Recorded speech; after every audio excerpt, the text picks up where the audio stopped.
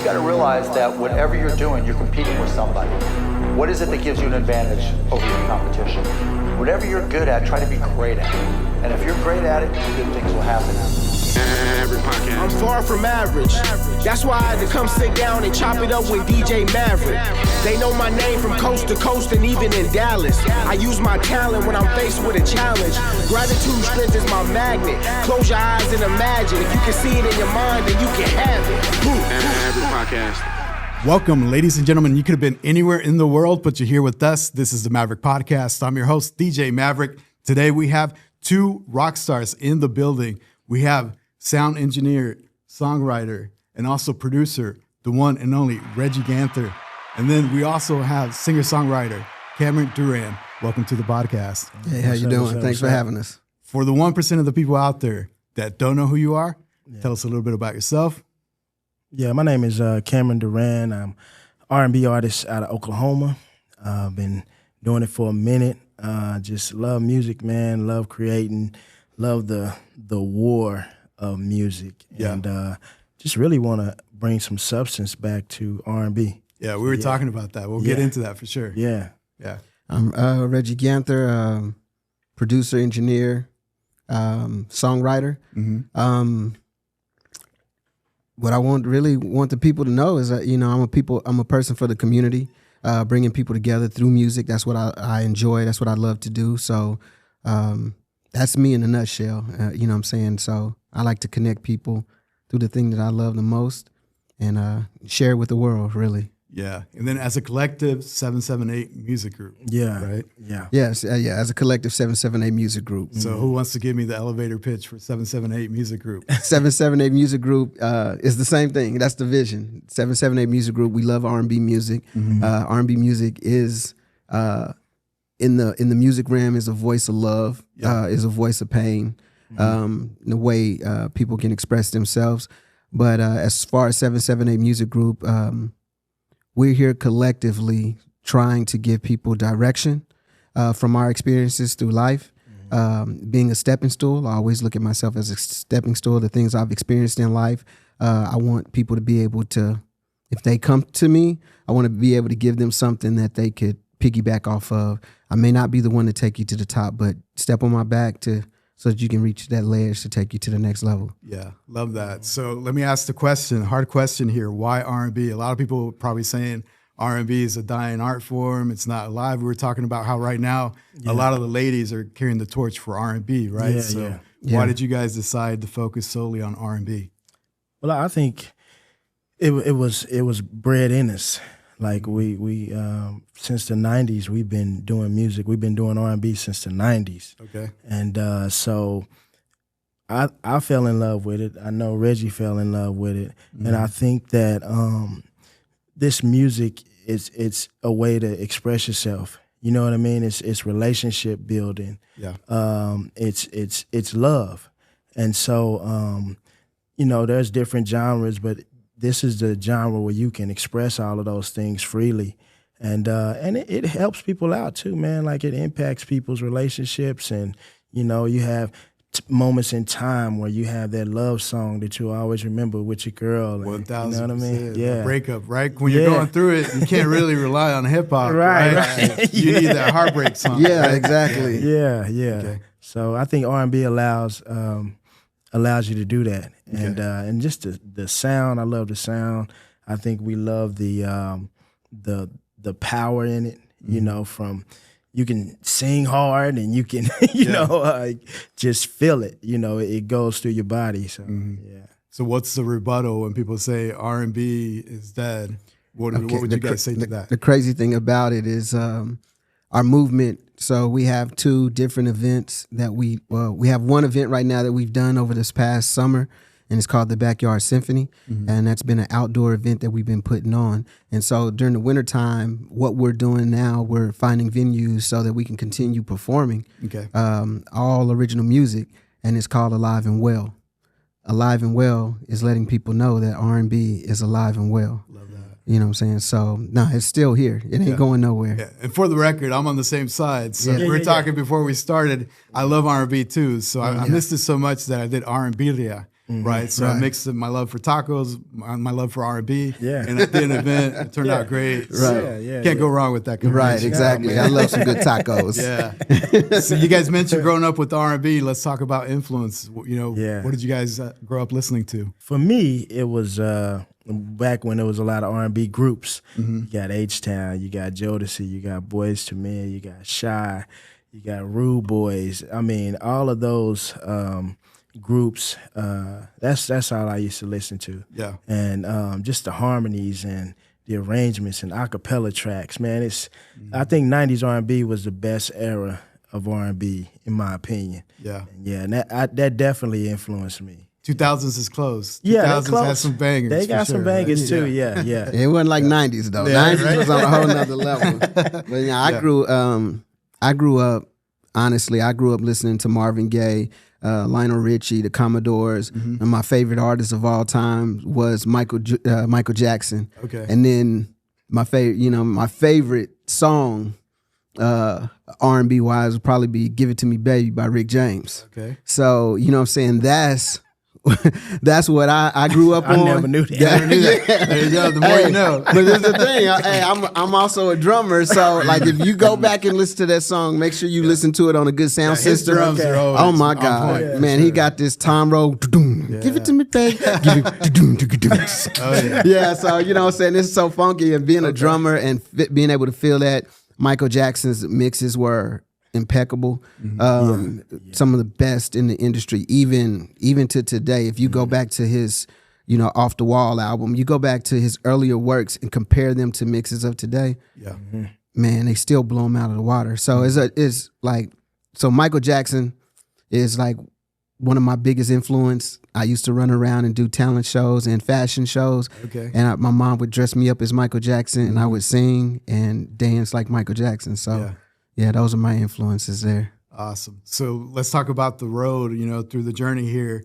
You started off as a singer-songwriter from the gate, or like what was it? Yeah. So we started working together since we were 14 years old. Really? Yeah. And so he was like the producer. I produced a little bit, and then we really were both right, and then just kind of arranged. What equipment did you have back then? The initial equipment we had, I had a Casio. I can't even remember the model, and then we had my Sony boombox that we used to record into, and then we transitioned to Christmas. We got a karaoke machine, Okay. Yeah. and then we started to record there. So, and my parents, they kind of started listening to what we were doing, Yeah. and our passion for it, I started asking for different equipment. Yeah. You know what I'm saying? And this is at the age of 14, and nothing was cheap. Yeah. You know what I'm saying? Yeah. Keyboard was what, $600-$700? Yeah, 6 or 7. That was a lot. That was a lot. Right now, you can get a plug-in, you can get whatever, Yeah. right? All on the Yeah. laptop. But back in the day,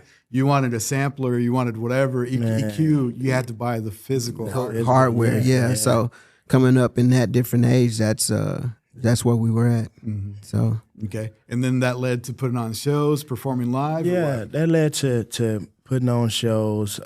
We did a few talent shows and yeah. opened up for a few people. Shout out to Star Spencer. Yeah, Shout out. yeah, Humble beginnings. yeah. And then we started, recording seriously, like actually going to studios. We would save up our money and go do a song. And we started. This is when tapes and CDs. This is when tapes was out. Tapes. We would go to like 7-Eleven and just post up with a Walkman. Just out the trunk? And Out say, the trunk. Hey, listen to this. Yeah. And then they'd say, who is that? And they were like, that's us. Yeah, let me get a couple of them tapes. And we used to just ride around and sell tapes, man. Yeah. And then we went to albums, and we had collectively 3 or 4 albums? Yeah. From 14 till shoot, how were when we were 14? That was 92, 94. Yeah, 92. Okay. Yeah. Okay. So from there till 2011, we did 3 albums. I did 3 albums with him, and I was doing gospel music at the time.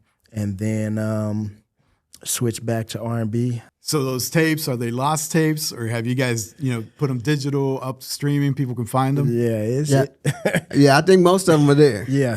Most of them are there, except for one. But if you want to hear it, I got it on cassette. So just holler at me. Yeah. And actually, once we drop his next project, we're gonna probably have a listening party, and there'll probably be something when people come in. VIP, right? Yeah, you come if you get there early. Early is on time. Yeah. We'll be playing the old project. Yeah. I love that because, I always hear this story where people did tapes and stuff like that. Yeah. And then they just get lost. And to me, that's important history. And I love seeing the progress, right? Yeah, Like you were talking yeah. about MJ, stuff like that. How amazing would it have been to have like those recordings from back in the day. I hear rumors there's still like some tapes out there. Oh, it's that are gotta still be. like in storage and stuff like that. I tell you, this one thing about me is like I've always been a collector of history. So if there's anything that we've done, I got it on cassette or I got it on video. Okay. I don't care, VHS, Yeah. whatever. I have it because I always believe in. Never thought that, growing up, I never thought that I would leave a legacy. Yeah. But I always thought that I would have a son. And there's moments in my life where you have people pass away, and I had people pass away in my family, and they were like, "Oh man, he was a great musician." And then you say, "I want to hear something from them." Yeah. And there's never anything there to, to solidify that. So one thing, regardless if it was for me or anybody that's around me, like those are memories that you want to be able to hold on to, and not just word of mouth. And I grew up as a young cat playing with some older guys, blues music with Johnny Taylor, Floyd Taylor, and a bunch of people. And there's some greats here in the city that I played with. Yeah. And if you bring up the name, everybody's like, "Oh my goodness, he was cold." But I can't prove it to certain people because I don't have recordings on them, and I don't have they don't have an opportunity to actually see him perform or hear them sing. Experience. That's what I was the word. I have a chance to experience. So we got the tapes. Okay. Yeah, we got the tapes. Love that. So what's been the secret keeping you guys together, right? Because especially in R&B, you always hear them breaking up, Bobby Brown, all kinds of examples, right? Where they just like had fights along the way. What's been the secret? Blood. Yeah, we actually blood cousins. Okay. Yeah. Okay. So it ain't no getting away from each other. Right, exactly. I mean, but even in the Jackson 5, right? Yeah. There's blood. MJ was like, "I'm out," right? Yeah. But we're both two level-headed, logical people, and we've had our arguments and we've had our fights in the whole 9 yards. From fights in the studio to outside the studio, we take a breather and we always return because we know deep down inside we're never trying to hurt each other. Right. You know what I'm saying? No matter what. And I just want to apologize for knocking you out that time too. I Okay. really didn't. This wanna hurt is you. that time where you cut the interview and you go edit.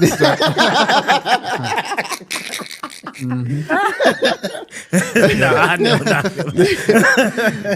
But so you see the one that's stocky and built, so and I'm the older cousin No too. need to question. Ain't no questions. I gotta I give him that, let him feel big. But no, we never really, and I'm not a person that hold grudges. I don't believe in enemies. And we were, like I said, we're so close in age. We're close in age, and our birthdays are so close. And then, honestly, we were around each other at a young age, but we didn't remember, like as young kids. And then, like the moment, you have like a year or two that goes by, and then Mom's like, "I'm going to Aunt Tootie's house." We go to Aunt Tootie's house, and I ride, and then come in, and Cam's in there, and then he gets on the piano, starts playing and singing a song he done wrote. Yeah. And I'm at home with a drum machine and a drum set, and I'm like, Man. "Mama, we need to start hanging out more." That's amazing. And from that moment on, it was like literally from that one visit of Cam sitting down, playing the piano and singing, and it's sparking it in my head. I'm like, "Mama, I want to go over Cam's." And then Cam was like, "Mama, I want to come over to Reggie." So and it was like it wasn't like a few days. I remember being over there so long. Your daddy be like, "Yeah, man, it's time for you to go." It's time I'd be for you to like go 2 home. weeks or so. Right, So you mentioned 778 started as one thing, but it's been molding to almost be like a record label type of thing. Yeah. Right. So Yeah. how would you describe 778 current state and maybe future? What do you guys envision? I think it's an R&B hub. Like Okay. it brings a lot of resources to people who love R&B, from writing to production to arranging to melodies to harmonies. And for something to have that type of resource is rare. Yeah. Like Reggie was talking about, we work with a lot of different artists that's been national recording artists. Shout them out. Let's hear. Yeah, Who you guys are working with? Well, we used to work with Reach Records. I did a lot of stuff with Lecrae, Okay. Tadashi, Sho Baraka, Trip Lee. We toured with them. Yeah. some KJ5 tours. too. Yeah, Nice. KJ5 too.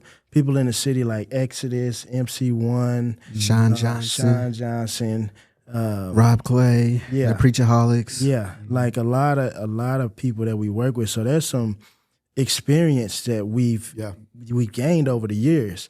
And so, not to brag or anything, but I think that we know good music and we know what it takes to make a good song. And so what 778 does is it takes all of that experience and all of that hard work and it says, come here, let me be the stepping stool. Yeah. And we're not charging anything. We just want Oklahoma to be respected as the R&B hub because there's a lot of talented artists like Cooley High. You got Barry Twice. You got Rob Clay. You got Rachel Black, Mariah Dene, Yeah. Courtney Lachelle, Sky Webster. Like there's a long list of Nia Monet. There's a long list of great R&B artists right here in the city. Sha Jones was Yeah. here. You know what I'm saying? And we're actually just trying to, those locally that can connect with us, we're actually just trying to continue to give them the tools. Yeah. Like if I would have had somebody that had as much experience as I have when I started, I'd probably be a lot further along. Yeah. And I've had the opportunity. So like when not just the R&B, I mean the Christian hip hop side, but Walter Taylor, not Walter Taylor. Walter Taylor's a jazz art, a blues artist here, but Walter Anderson. Walter Anderson, which was one of the finalists on MTV's Making the Band with Puff Daddy. Yeah, You know what I'm saying? You know what I'm saying? I hope he didn't, you know, mess with the baby oil. But yeah, so I actually produced and engineered for him. I actually was on the road with Loose Ends, the legendary R&B group Loose Ends, playing drums for them. So like I said, I played and worked with Wayman Tisdale, Oklahoma legend. Yeah. So I had an opportunity to be around a lot of people that were major in the industry. And so having those opportunities, seeing how things work, is something that I want to share. Yeah. And just to those that are learning the game and not truly understanding, this is what people are looking for. This is how things will work.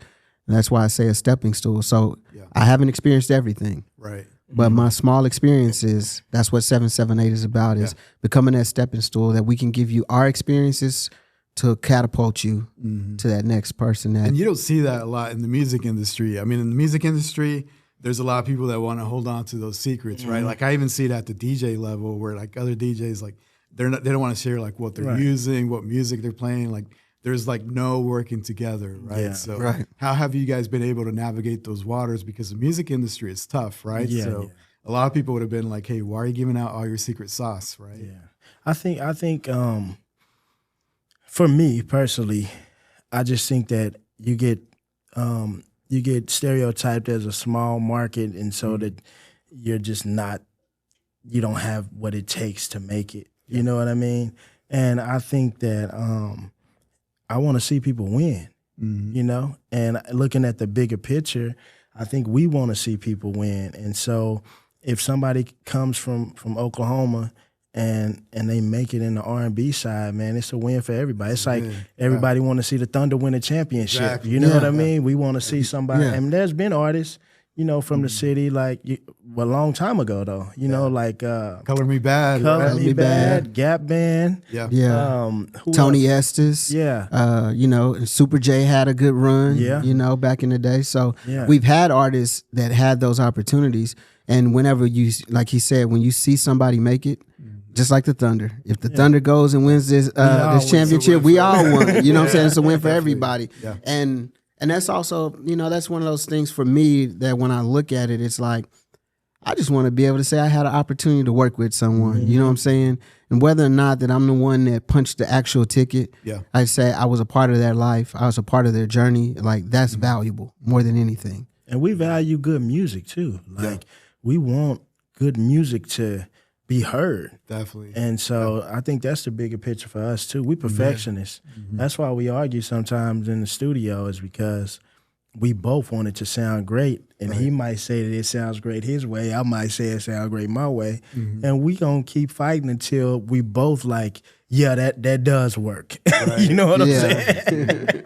Yeah. So interesting. You guys said that you also work with Christian artists, right? Yeah. And as well as other R&B acts, stuff like that. So how do you adapt to be able to work with both sides of that, right? Because it's a different culture, it's a different audience altogether, right? Yeah. R&B, sometimes it could get, pretty nasty in the lyrics, right? So how do you adapt to that? How do you work with both? I would say they're honestly one and the same. And when I say that, the message may be different, but most R&B singers grew up in the church.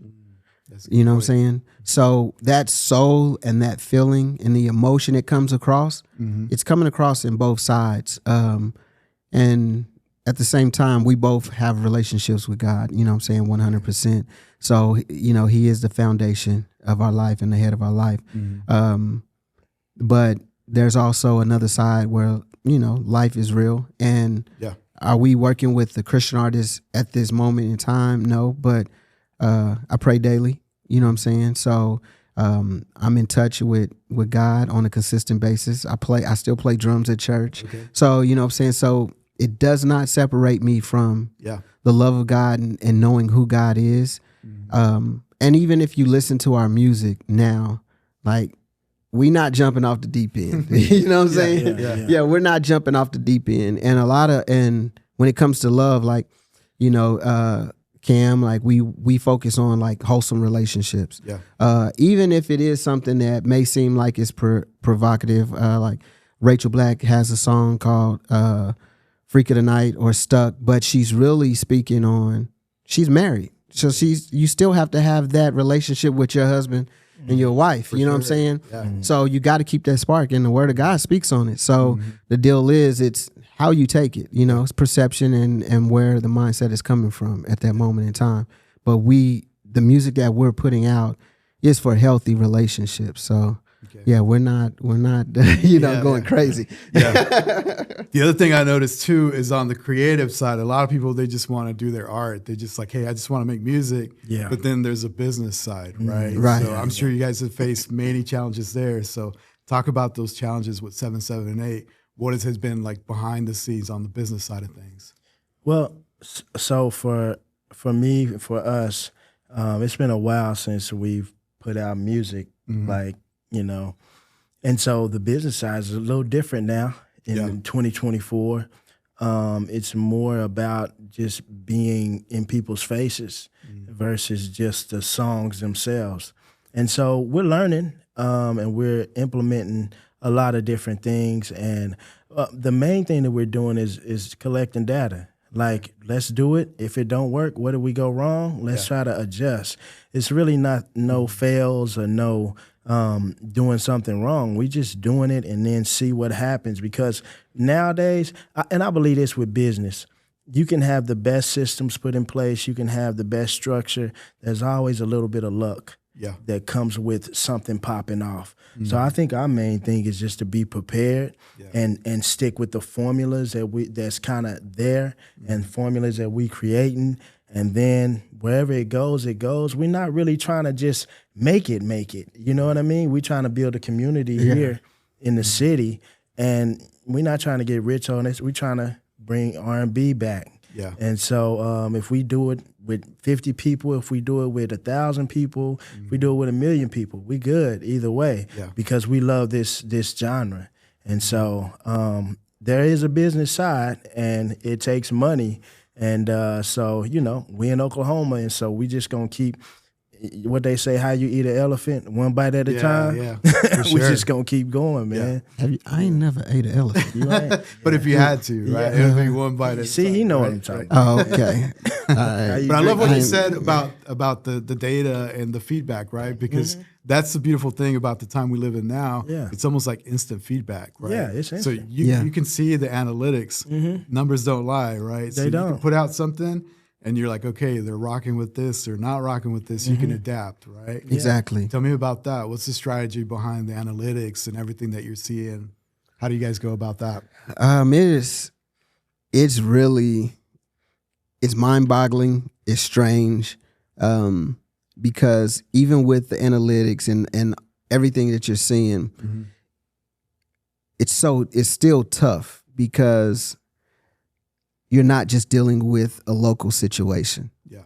And so you can have an artist that is popping, that their numbers are skyrocketing in Dallas, but that's not your backyard. Yeah. And then unless you have the finances to really attack that area, sometimes it's really tough. And that's the tough thing about this whole movement is because you can be popping outside of your local area, and that's what you truly, truly want. Yeah. But there's also a financial side to actually fueling the movement that's in that area. And if you don't have the fuel there, then it's rough.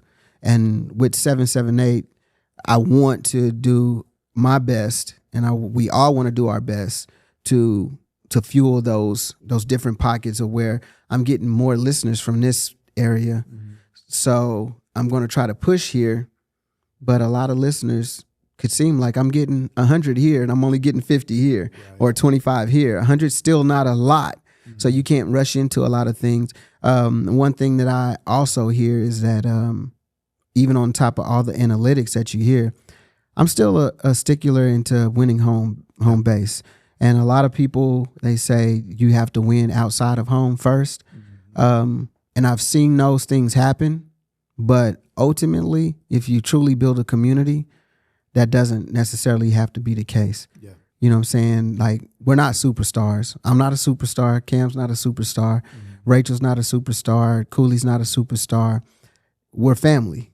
And once you build that family and that community, like, you truly, truly want to support. And that's, to me, that's how I tackle it. It's like, home base is where we're going to win. Home base is where we're going to be able to tap into the other markets where I think Rachel or one of the artists sent me something where they were getting a lot of listens overseas. And I'm like, but guess what? You know how much it costs to fly? Yeah. but that's the great thing, right? Because you got those analytics and you can be like, hey, if we're planning a tour, maybe we do stop here in Europe for this spot or whatever, because we know we can fill up the club or whatever. Right, Yeah. right, yeah. And you use those to your advantage. But I also believe that home base, if we take care of home, because majority of the time, your cousin, you have a cousin here, and that cousin has a cousin or a family member that lives in another state. And if I can win the hearts of the people right here, they're going to share it and spread it. True. So. Yeah. So why 778? What's the meaning behind 778? I keep wondering. Okay. I have to ask. The crazy thing about it is, so like you said, we started together like when we were 14, and it's honestly, it's been me and him rocking and riding. You know what I'm saying? And we're both born in July, 7th month, 1978. Okay. Okay. So 778. It has a better ring than 778. Right. You see what I'm saying? So 778. So that's the meaning behind 778 Music Group. Okay. Yeah. How are you guys pushing boundaries in R&B, right? Maybe people would say, hey, R&B, everything's been done under the sun. Yeah. How do you guys stay creative? How do you push those boundaries? We just, I think that I think our music is honest and transparent. And I don't think that ever gets old. Yeah. Because somebody is always going through a situation. And so if you're able to explain, and I'm talking about through the music, I think the art and pushing the boundaries is being able to explain how you feel. And if we can make songs that people said, I thought like that, I just never knew the words to say, then we can always push the boundaries because we always speaking for their soul. And so I think that we're able to relate, like from different walks of life too. Like we born in 78, so we ain't no young bucks. So we done dealt with a lot of stuff, but we also have things that feel that younger people have felt. You know what I mean? Because love is for everybody. You know what I mean? You hit 13, you in love. Right. You know, you could be in love at 9 years old, that first kiss you got from the girl. I love that girl. You feel like the world's gonna end. Right. And so you got all of those emotions that come up even at a young age, and then to be able to put music to that, we gonna always stay connected to the people. Yeah. What about, adapting to trends and sounds, right? Yeah, Because there for a while, like it was real popular to distort everything, bass is distorted, all these trends, right? So it can be a little bit tricky where if you try to ride that trend, and then all of a sudden you kind of box yourself in, right? Right. I think where we're at now, I think there's no trend. I think it's what relates to you. So I'm not too much worried about chasing a trend. Okay. There may be a vibe that's out there. We like, that's a formula. That's a formula. This is kind of popping, Yeah. and we may touch on it, but regardless of touching on it, you still have to be you in the midst of it. Some people try to tap into a trend and they become that whole trend. Yeah. So they want to over auto tune. They want too much 808. And then you stay there, right? And then you're stuck in that box, and it's like, what is it? But music is art. And I've always told, like, anybody I've ever worked with, and I've, like I said, the artists that I've worked with in the industry and the old heads I've been around, engineers, the whole 9 yards, they've always told me that music is art and it's your interpretation. So your music is going to be heard by someone. We can literally just shoot to an age group, Right. that we know that love. Yeah, the art that we style. do. Yeah. And so with art, it's like, as an artist, as a painter, I could paint. We can all sit here. If all three of us were painters, we can all paint an apple. Yep. Your apple could be a regular apple. His apple could be a triangle, and my apple could be a square. Yep. It's all the interpretation of the creator at that point in time. And it's for you to understand that.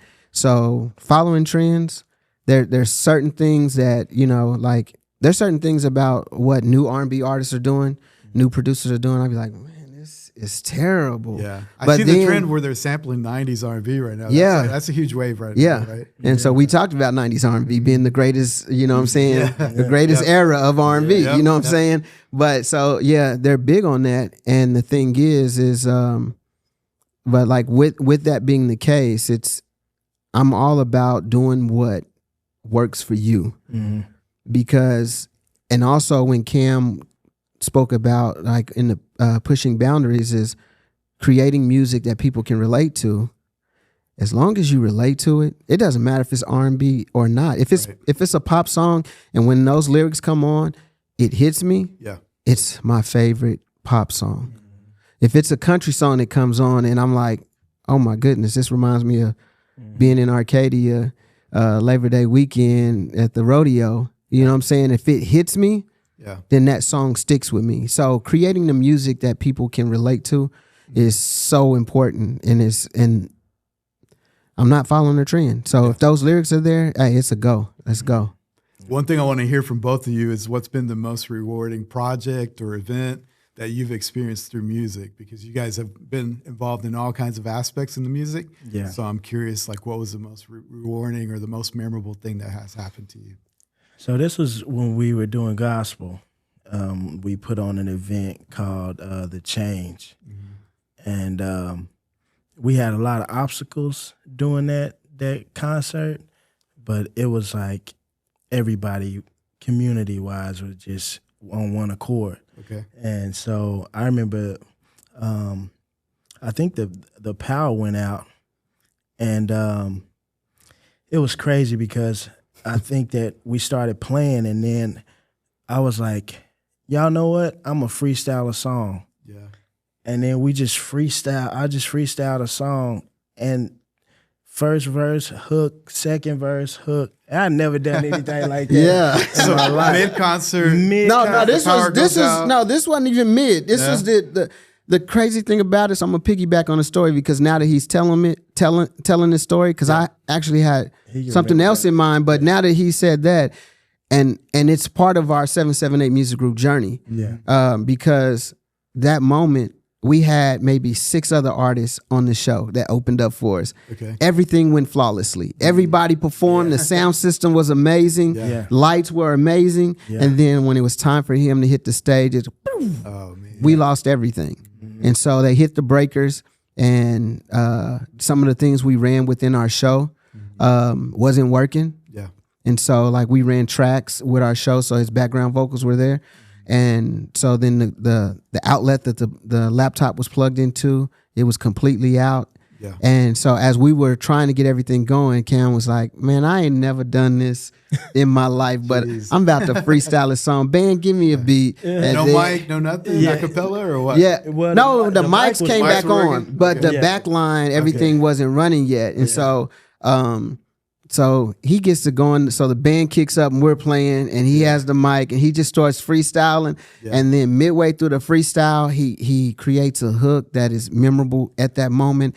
And this is in a church. Yeah. This is in a church, and it was a smaller church, and so the capacity was like 400, but the fire marshal got called out on us because it was overly packed. And this is our first concert ever, Yeah. and that does not happen. absolutely. Yeah, That's so it's incredible. packed out, and then you hear the audience right then and there catch on to his freestyle, and they start singing the hook that he created right there on the stage with him, and it was just a total vibe. Yeah. And then what takes it to the next level, and this is the thing that I'm all about.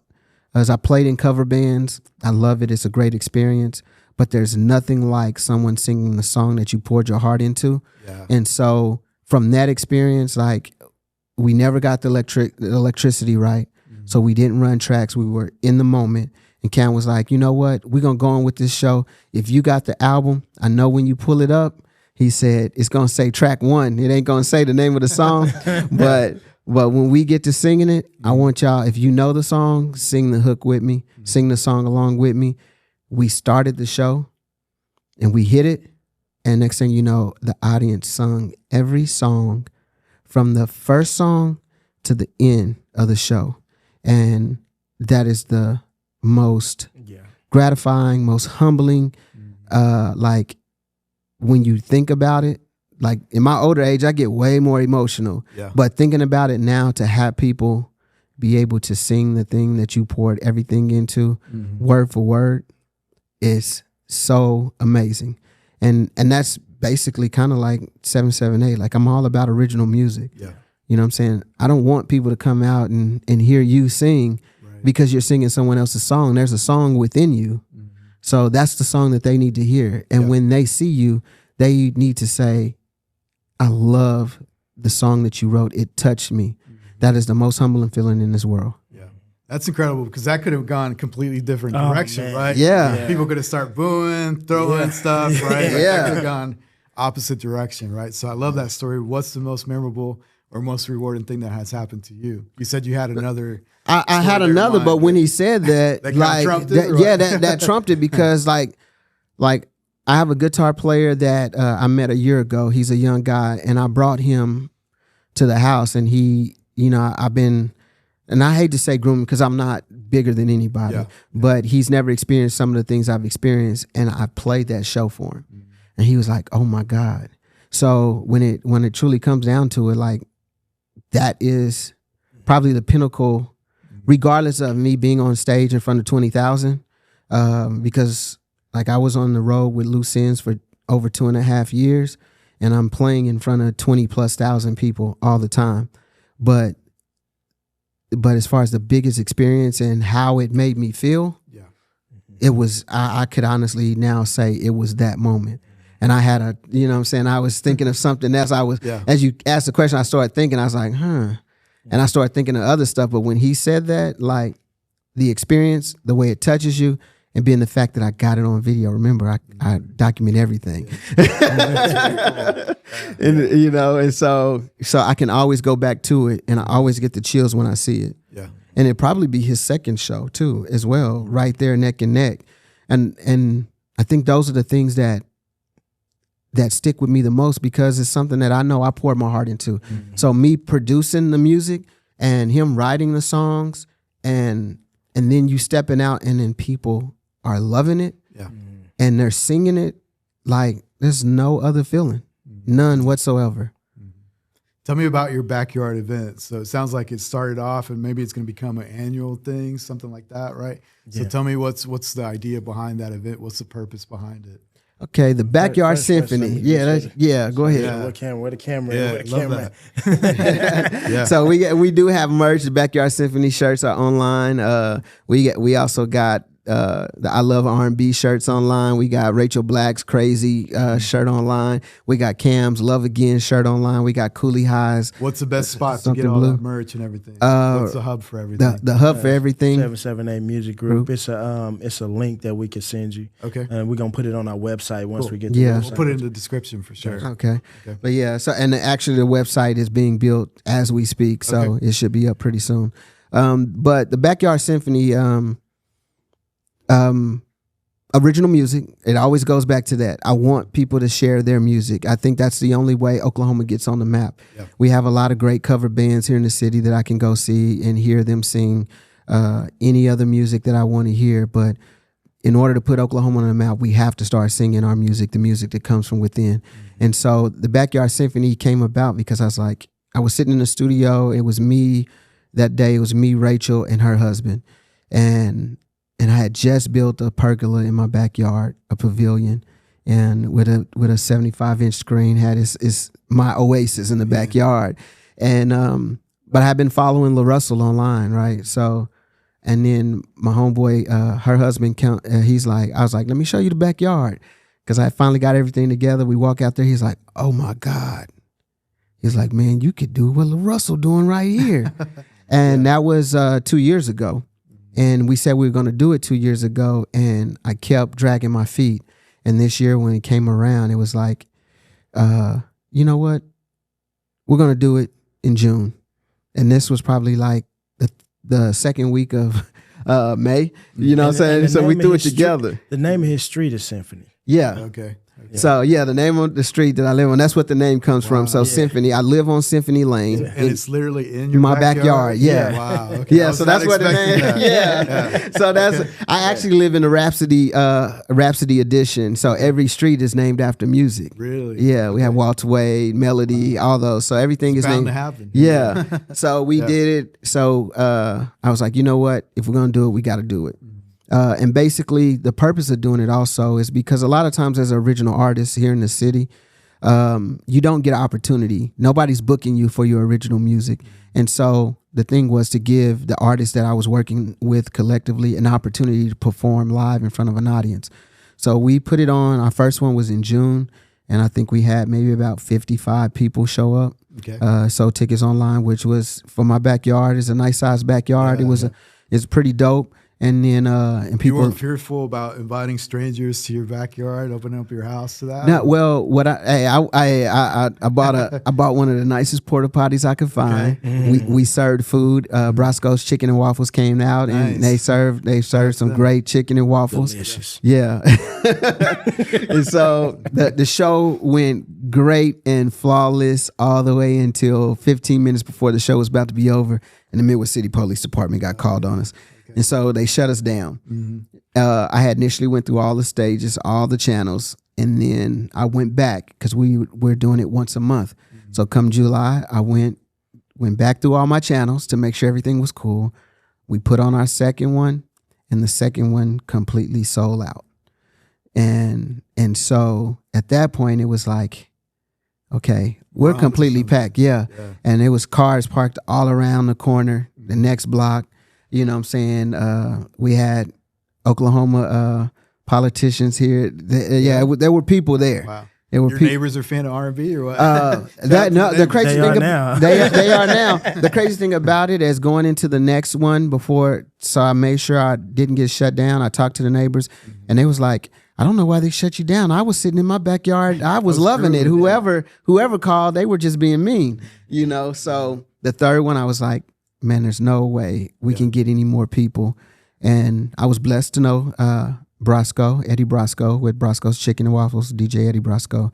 And he turned me on to Prince, PJ Prince, who owned the Paisley Park downtown. Okay. And I went and had a meeting with him and let him know what we were trying to do. And he was like, I would love to have you here. Mm-hmm. So we started doing it there. And so it's been consistent. We do it every first Friday. Yeah. And so we will kick that series off again starting in April this year. It's a summer thing or what? Summer thing, yeah. Basically from the spring to summer outside, yeah. Because they're outside, there's a huge variable, right? Especially in Oklahoma. Yeah. The weather, you never know. Yeah, you know what's so crazy? It's like throughout this year, we did not have one issue. Really? Every week, like it would say it was going to rain. I'm like, man, they say it's supposed to rain. Yeah. Then that day come, because I'm not canceling to the very last minute. Because I want to be consistent with what I do. Yeah. I don't want to back out, you know what I'm saying? And so we were just blessed. The Lord blessed us to have great weather every single Friday. And we basically had a great turnout. It continued to grow every single time. So we're like, we're going to bring it back next year, even bigger, even stronger. The crazy thing about it, all the artists were like, we're down. We see the vision. Mm-hmm. We didn't have to pay any artists. Our sound man, we didn't have to pay him. He's seen the vision, you know, so everybody sees what we're trying to do, and it's community. So if we can build this community and people in Oklahoma can buy into it and understand it, the sky's the limit. Yeah. So what's the vision then? Just to keep growing? Like what's the future vision for the Backyard Symphony? That is the Backyard Symphony is really just a vessel, a vehicle for local R&B artists to come out and sing their music from their heart, all original music. Yeah. We don't play no club covers, live band, whole nine, sound system. It's probably one of the best sound systems you're going to hear at that level in the city. So we're doing everything high end as much as we possibly can. Yeah. Lights, the whole 9 yards. So we're trying to give people an experience, and the vision is we want to get the community out to experience the artist. You know what I'm saying? It's not just the online thing is wonderful, but you can't win an election just through the social media. Right. You got to go out, shake hands, and kiss babies. Mm-hmm. So if we're not communicating and touching hands with the community, they're not gonna ride with you. Mm-hmm. I mean, you just look like somebody that's just trying to get their attention, to get their money, get their check, and move on. But no, if you come out, we're in the audience. We're serving. We're there shaking hands. If you want to dance, we'll dance with you. Whatever it is, we're right there in the mix. We want you to know who we are. We want when you walk away, be like, man, I love Cam. Like Cam's spirit is crazy. You know what I'm saying? Oh, I love Rachel. She's a sweetheart. You know what I'm saying? So many people try to play the star role like they're bigger than life, and that's not what we're trying to do. Yeah. Bigger than life means you're untouchable. Right. And so the thing is, we want people to be able to touch us. We want them to know that we're just like you. And I think we want to take this on the road too. Okay. Like this formula, as we build it up at home, we take it around the nation and let people experience it too. That would be cool. So. Yeah, we've had some people hit us up as the season was in. It was like, where is this?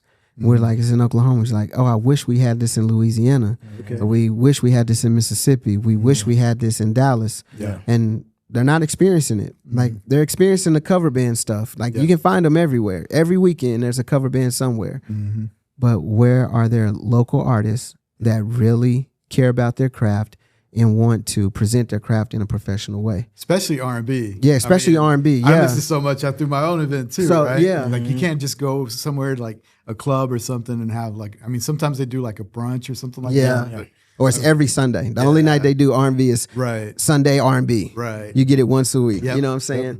And the crazy thing about it at 18, the first band that I actually played in, a secular band, because I started touring with the Gospel Truthettes when I was in high school, which they were a national Christian act. And then the first band I played with that was not a Christian band, religious band, was a band called Carnival Groove. And we were basically a rock band. So, and they had an original album. And so they would pack out shows. In those other genres, you get artists that come out and they sing their original music and the crowd rocks with them, and they go crazy. But on the R&B side, it's like people would look at you like, you're not Silk, you're not Jagged Edge. But our thing is, we need you to listen to the music that we have, because our music is just as good, 100%. Okay. So what's the best thing for people that want to support the movement, be part of the movement? What's the best way for them to do that? Yeah, I think the best way is to, like you said, like listen to the music, go download the music, follow us on all the socials, come out to the events. Say what's up, let's connect, let's have a good time, you know? Okay. And so I think that's the best way, is just support. What we look at as support is coming out and being a part of the movement, and watch us go from ground zero to something crazy in Oklahoma, to where people, when they looking for R&B music, this state is named. Right. And it's partnering with different companies and brands. So like we're not bigger than life. We're down to partner with anybody. You know what I'm saying? We sit down if it makes sense. Clothing lines. If you have a local clothing line, hey, we got artists. You know what I'm saying? We can partner off of each other's platforms, letting each other, you know what I'm saying? And you support us, we're gonna support you. We'll support you if you, cross promotion. Even if, like right now, if I see something fly and I know it's local, I like to support it. You know what I'm saying? I like to, and like I said, like before the shots, like I'm a homebody, so I'm trying to get to a point where I get out more. And as of lately, you know, it's not the fact that I don't want to hear original music, but when I find out that there's an original show happening, I get out. I get out and I try to support it 100%, because hey, that's something that I truly, truly support. I support the original. And people be like, man, I can sing. I want to do some covers. Right. I'm like, nah, I want you. Not the covers. I want to hear you. And I want the people to hear you. And tell somebody about us. Yeah. You know, word of mouth is still the greatest, way to get things out. So if you hear one of our artists and you like them, tell your cousin, tell your uncle, tell your mama, your daddy. Cool. So tell me about the project. It sounds like maybe you've got some new music coming out. Yeah. Maybe some of your artists, go ahead, plug in some of the projects that are about to drop or just dropped. I'll start with, we've been doing this since 2020. So we put out Seraphina Bird. So we did a project with Seraphina Bird called Divine Timing. It's already out. We also did Courtney Lachelle, The Cycle. We did Courtney Lachelle's second project, Not One Love Song. Cooley High, Something Blue. Rachel Black, 2090. And now we're coming around to releasing our next projects, and we're leading out come 2025 with Cameron Durand, his first project. His single out right now is Living Room. Okay. So he's been getting good reviews across social media and the internet. You know what I'm saying? Timberland, he did a live with Timberland. Oh yeah. He did a live with several other review shows, and he's getting nothing but love. Yeah. Same thing with Rachel Black. Rachel Black, Timberland has reviewed her 2090 project, and he loved it actually, and thought we were doing great things. But Rachel, his project's coming out January. Okay. Rachel Black's project should be releasing in February. In February, also, we'll have Sky Webster. And then Cooley High will come, depending on where we're at in the project. We're going to be looking at probably February or March. Okay. With that project. But we have a lot coming. Yeah, it sounds like it. We're going, this first quarter, we're trying to knock it out the park. And I'm very competitive. Like, I'm competitive. I love what I do. You know what I'm saying? I want to be the best at what I do, or the best version of me at this moment. Yeah. You know what I'm saying? I want to continue to get better. And with these projects that we got coming, when I tell you it's about to be crazy, Yeah. I'm not lying to you. When I talk R&B, 778 Music Group is the hub. Love that. So tell me, if I pull up your playlist, who am I going to find on your playlist? I always like to talk about what are you listening to right now? Yeah. So, Well, you gonna always find some Jodeci.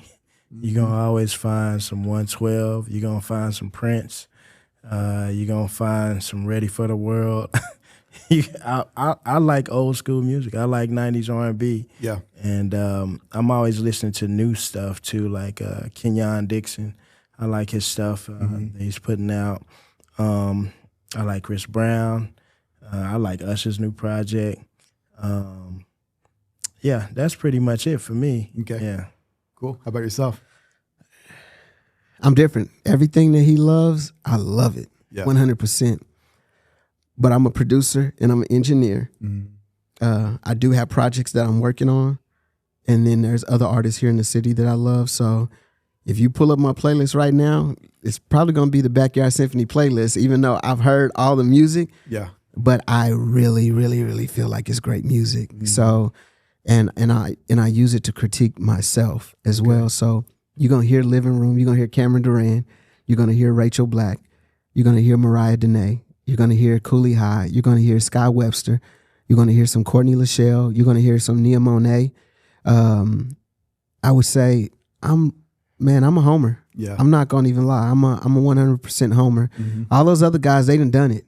And I've been influenced by them. Yeah. But I know we have some talent right here. And it may seem like I'm trying to pitch sell, but I promise you. No, it's coming from the right spot. Yeah, I promise you. Yeah. And anytime we produce a new song, and so right now there's a lot of new music. We've been in the studio. Yeah. The crazy thing about it is Cam wasn't even supposed to have an album right now. And in September, like when he helped write on 2090 for Rachel Black, and we was like, I was like, cuz you gotta put some stuff out.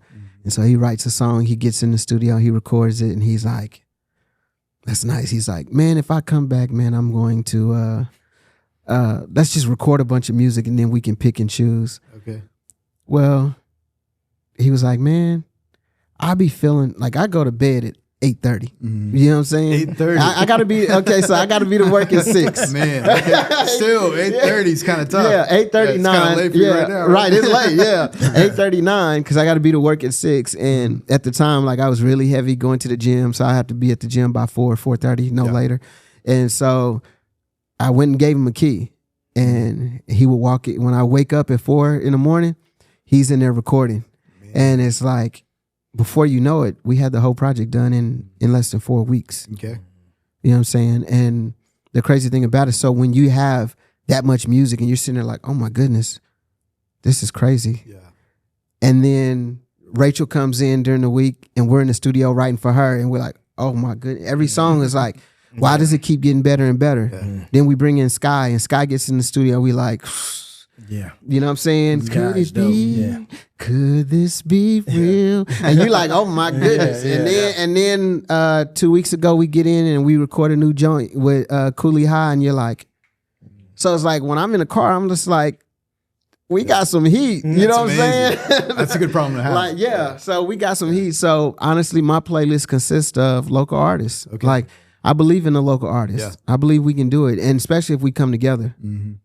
Okay. I definitely want to give you guys a stage to plug in your social media, websites, whatever you got. So whoever wants to go first, the stage is yours. Well, 778 Music Group is all the social media from Instagram, TikTok to Facebook. And each artist has their own social medias. And so that's kind of what it is, too, is each artist is their own entity. We're not a record label. We're a production company. So my social media is Cameron Durand Music. Okay. Do you know everybody else's social media? Man, don't go right off the top of my head. We can put it in the description. Yeah, we'll put it in the description because yeah. everybody's is. Yeah. I can't remember. I think Rachel Black's is. But go to 778 Music Group and you'll find everything. On 778 Music Group, everybody's contact is there. Perfect. Yeah. Okay. So that's the main hub. So if you go there, you can bounce off of there and go to any other artist. Okay.